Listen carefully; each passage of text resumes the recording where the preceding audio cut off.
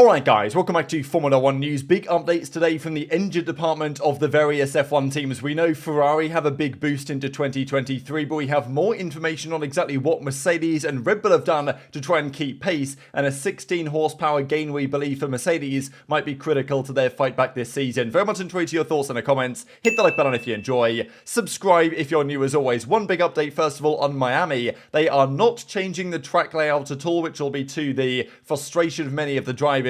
You guys, I'm sure, know this chicane at the end of Sector 2 that I believe Lewis Hamilton referred to as a B&Q car park, which is fair enough in these new cars. Very cumbersome, heavy cars we have nowadays, especially at the start of the race on the hard tyre. Like, it is tough getting through this section, I'm sure, for these drivers. It's a bit of an uphill, weird chicane. I think they kind of have to do something like this because obviously you can see this bridge that goes overhead because there are actual roads about the track. So, you know, they have to do something that aligns with that, which is a bit frustrating to many, but they're not changing this layout of the track, unfortunately. I wish they'd do something different here, but it is what it is. Not the biggest fan of Miami. Sector 1's pretty good, but after that it goes a bit downhill in my opinion. The other piece, of course, is that they're moving the paddock to inside the Hard Rock Stadium, where you guys might remember Ted Kravitz on the notebook went up the, well, he went down the escalator the wrong way, but they're moving the paddock where the teams set up camp and stuff inside the stadium, so a bit of a strange one. Not sure how that's going to work in terms of getting from the paddock to, you know, the side of the track, to the pit lane, of course, but yeah, still, a bit of a strange one. Regardless, those are the changes they're making. They're also constructing some sort of paddock club right on the front of the track. So yeah, some changes. They're also resurfacing, which is the main thing to mention here. They're resurfacing the track to improve racing. That's the idea, because I think that back straight down into Sector 2, the kind of curved DRS straight there, pretty sure that's just like part of an actual highway. So the asphalt quality isn't the best. They're going to resurface it. Maybe that improves something, but kind of wish they'd change the layout a bit in Sector 2. Another thing is that Steve Nielsen, who has been the sporting director at Formula 1, is now becoming the sporting director at the FIA, which is, I think, good news for Formula 1 in general. He's responsible for overseeing all sporting matters, including the ongoing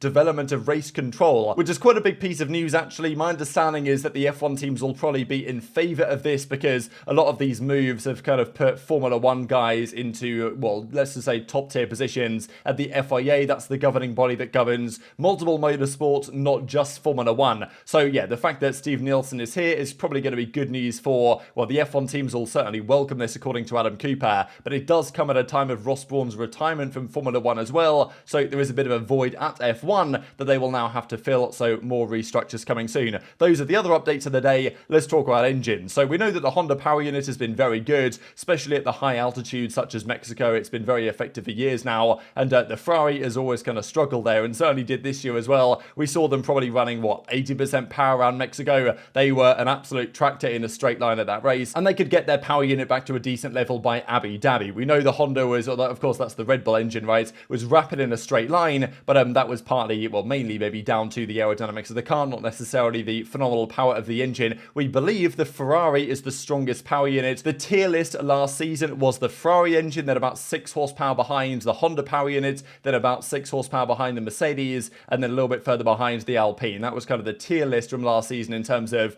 raw output, but the Ferrari reliability issues meant they couldn't run the engines at full power. Now, no team really runs their engine at full power, because if you do, it doesn't last particularly long, and they have only 3 internal combustion engines to last them the entire year, with all the sprint races, with all the, you know, actual more races now this year than ever. So, you know, teams usually just take 4 anyway, because you might as well at this point, and it means you don't have to worry so much, but, you know, nonetheless, Ferrari had to turn their power down quite significantly. Now, the Gazzetta has some seemingly rather interesting information on this. It's probably rather reliable about what the teams have been doing here. We heard the rumours a few weeks ago now that Ferrari have been able to unlock a 30 horsepower increase. That is, of course, very substantial. If that's true, that will equate to a significant degree of lap time. Now, the power units are frozen. This was a thing that Red Bull helped to implement because, you know, the Honda drama, so they said, you know what, we've got to freeze the power units until 2026. You can't upgrade them in terms of raw power. What you can do, though, is increase their reliability over time, which can equate to power increases. Now, Alpine are not happy about this, and you can understand why, because Alpine are sitting there like, hang on a second, guys, you're doing all these reliability changes in, you know, in inverted commas, and all of a sudden your engine's getting more powerful. Does that not equate to, you know, breaking the rules in terms of power unit freezes? But they will say, well, look, we're just increasing the reliability so we can turn our engines up. Ferrari can do that to a great extent. The question was, can Mercedes also do that? Can Red Bull also do that? Because they might need to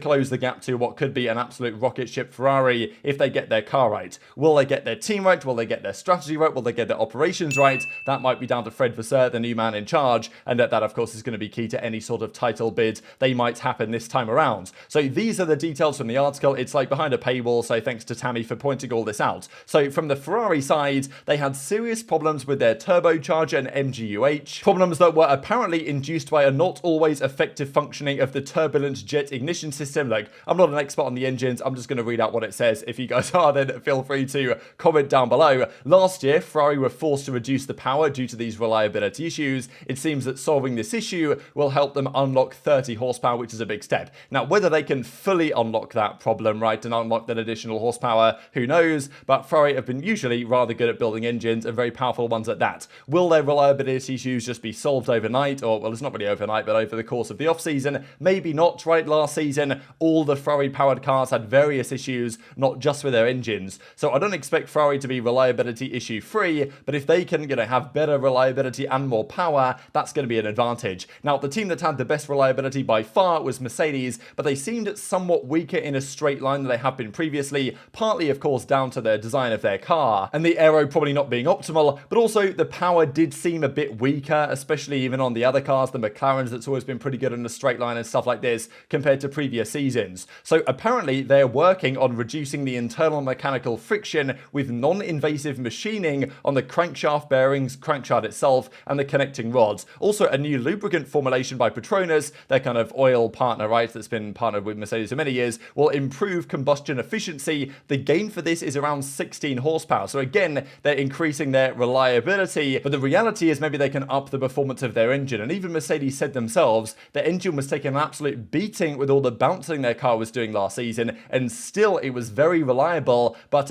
parts were getting worn and effectively broken by the engine smashing into the floor again and again. So if that problem is solved, that might give them another kind of area they can turn up the engine without increasing the potential risk of reliability problems. Of course, Hamilton had one in Abu Dhabi, but outside of that, they were very good the entire season long, Mercedes, with all of the teams they supply. So I think this is really a key point for Mercedes, because we know it's their straight line speed, but also their acceleration out of corners that wasn't quite there with Ferrari and Red Bull for a large part of the season. If they can upgrade that in this sense, then I think that's a positive sign. Now, it's not like Red Bull are going to sit here and take it, right, without mentioning anything else. They also suggest in the article here that the MGUH and MGUK have been revised with modifications that only aimed at reliability have in fact proved extremely positive in terms of reducing energy dispersion. So all of a sudden, we're talking about a 10 HP increase. And this is where Alpine are understandably frustrated. They're like, hang on a second, Red Bull, you've reformulated your MGUH and MGUK purely for reliability reasons, but all of a sudden you're getting this miraculous performance benefit which no one expected. So I'm sure there's a bit more to this than meets the eye, and Alpine have definitely mentioned to Formula One, and even they say they've made reliability steps, but they're not affecting performance. So Alpine are maybe a bit of a skill issue here for Alpine, but nonetheless, right, there's an argument to say, do Alpine have a point that these other teams shouldn't be able to do this? But at the end of the day, that's kind of the point in increasing reliability, is to up the power you can actually extract from the engine. So those are the updates there. We're expecting 30 horsepower more from Ferrari, which seems ambitious, but is possible. Mercedes, with their incredibly reliable unit anyway, with 16 more horsepower, is probably the story of the day and should bring them about level with where Red Bull were last season, given, as I said, there was rumoured to be a 6 horsepower differential between Mercedes and Red Bull at the start of last year in Red Bull's favour. Now that might be evened out for the new year. Now,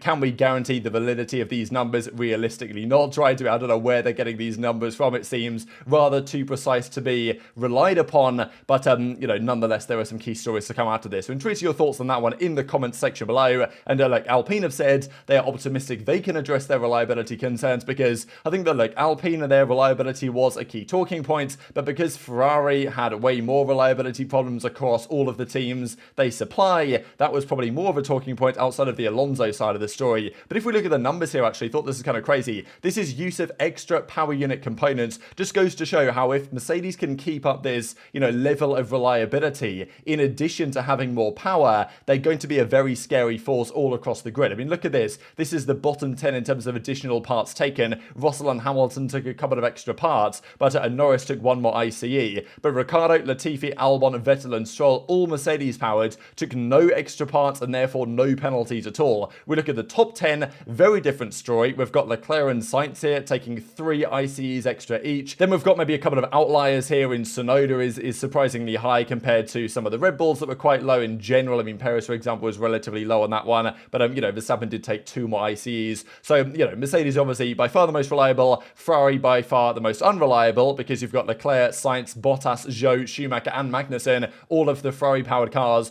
all appearing on the top 10 here, but also Alonso and Ocon, both with 3 additional ICEs. So, that's internal combustion engine. So, honestly, Alpine weren't too far behind in terms of being woeful at reliability compared to, I thought it was Alonso, and Alonso did get more bad luck than Ocon, but nonetheless, Ocon still had to take more parts than I actually thought. And thinking about it, there was a couple of DNFs, for example, the Silverstone one that Ocon had that was obviously not ideal. So those are the key pieces to upgrade for the teams going forwards. But looking at all the information, it probably seems the most positive for Mercedes going into 2023 on this particular side of the story. And just to mention quickly, because Red Bull have confirmed here, they're bringing some new drivers into their kind of rookie program. They support a lot of drivers in multiple different classes, and it's good to see in one sense, but it's also like if you're Yuki Tsunoda, if you're Nick de Vries, if you're even Sergio Perez, you've got to be a bit concerned about your spot in Formula 1, because you've got these 6 drivers. There's going to be a lot of Red Bull inspired liveries next year in Formula 2. Dennis Hauger, Enzo Fittipaldi, Zane Maloney has joined them kind of at Carlin now. Ayumi Iwasa was quite impressive, I thought, last year. So was Maloney towards the end. Jack Crawford and Isaac Hajar also, part of the Red Bull program. They did, of course, have Liam Lawson, who's now going to drive in Super Formula, who I believe is kind of their candidate to be the next up to be. I would be very surprised if Liam Lawson does have a good season in Super Formula if he isn't in a Formula 1 car in 2024. That's what I expect to happen, and he'll probably join AlphaTauri if that's still a thing that Red Bull are doing by the time that comes around. And also, I think in Formula 3, they've got Juan Pablo Montoya's son is now driving for them in that as well. So there's a big pipeline Red Bull are building here. So you've got to be a little bit concerned if you're any of their current crop of Formula 1 drivers. But very much enjoyed your thoughts on all this in the comments below. Hit the like button if you enjoyed. Subscribe if you're new. Take care, and I'll see you next time.